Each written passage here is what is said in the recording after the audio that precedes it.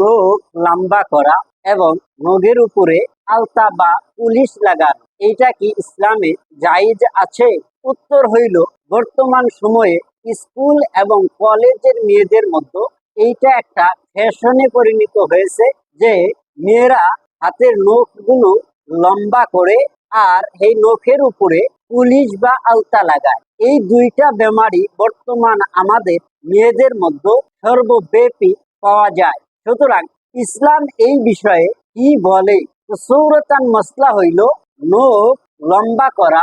এইটা যখন কোনো মানুষের হাতের মধ্যে নখ লম্বা হয় তখন তার হাতটা জানোয়ারের হাত পায়ের মতো হয়ে যায়। সুতরাং এইটা ইসলামে কোনো টাইমে ঠিক হতে পারে না। দ্বিতীয় নাম্বার হইল, নখ লম্বা করার ক্ষেত্রে ওই নখের ভিতরে বিভিন্ন ধরনের খারাপত্তা যাইতে পারে, তো এই সূরতে ওখান থেকে বেমারির সৃষ্টি হতে পারে। তো সুতরাং এইটাও ইসলামের দৃষ্টিতে ঠিক নয়। তারপর আমরা যদি হাদিস দেখি, হযরত আয়েশা সিদ্দিকা রাদিয়াল্লাহু তাআলা আনহা থেকে হাদিস, রাসূলুল্লাহ সাল্লাল্লাহু আলাইহি সাল্লাম বলেছেন, আশারুম মিনাল ফিতরাতি, মানুষের 10টা ফিতরত আছে, তার মধ্যে একটা হইল ফাসুল আতফারি, নখকে কেটে ছেটে ছোট করে রাখা, সুন্দর করে রাখা। তো মানুষের 10টা ফিতরতের মধ্যে একটা ফিতরত হইল যে মানুষের হাতের নখগুলো সুন্দরভাবে কেটে ছেটে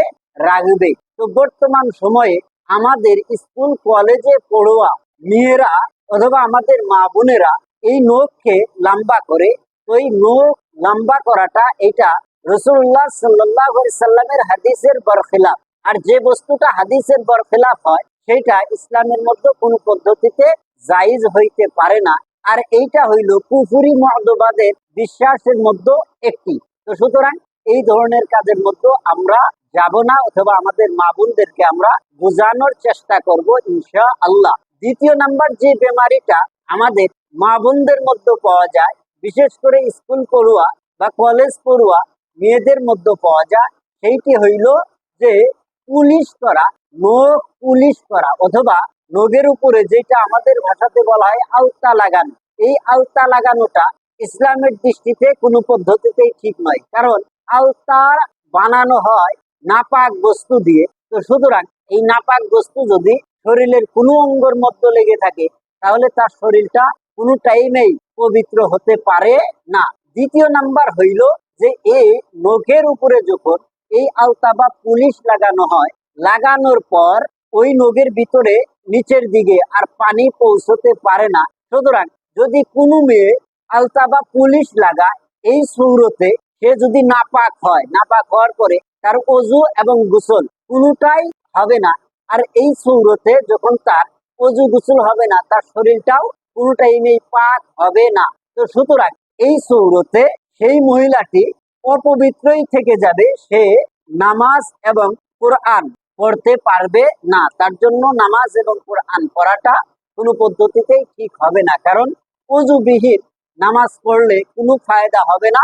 ওযুবিহীন যদি কোনো ব্যক্তি কোরআনকে ছয় অথবা ধরে, তাহলে এই সূরতে সেই ব্যক্তিটার সওয়াব হবে তো বরঞ্চ গুনাহ হবে, কারণ ওযুবিহীন কোরআন ছোঁয়াটাও গুনাহ, ধরাটাও গুনাহ। তো সুতরাং আমরা বুঝতে পারলাম যে নখ লম্বা করাটা এটা ইসলামের দৃষ্টিতে ঠিক নয়। হযরত আয়েশা সিদ্দিকা রাদিয়াল্লাহু তাআলা আনহা থেকে হাদিস মারবি। অথবা দ্বিতীয় নাম্বার যেটা নাখুনের উপরে অথবা নখের উপরে আলতা লাগানো, এইটা কোনো পদ্ধতিতেই ঠিক নয়। এইটা নুরুল ইজা পৃষ্ঠা 31-এর মধ্যে লিপিবদ্ধ রয়েছে। তো সুতরাং এই দুইটার একটা কাজও আমরা করতে পারবো না।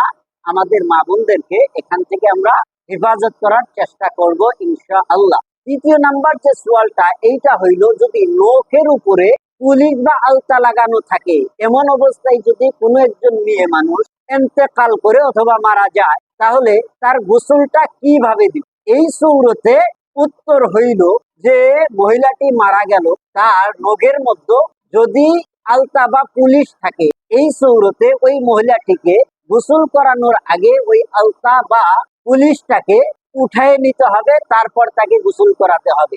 আর এই আলতা থাকা অবস্থায় যদি গোসল করা, তাহলে তার গোসল হবে না। তো সৌরতান মাসলা হইল এইটাই যে ওই আলতাটাকে উঠাতে হবে, উঠানোর পর তাকে গোসল করানো হবে।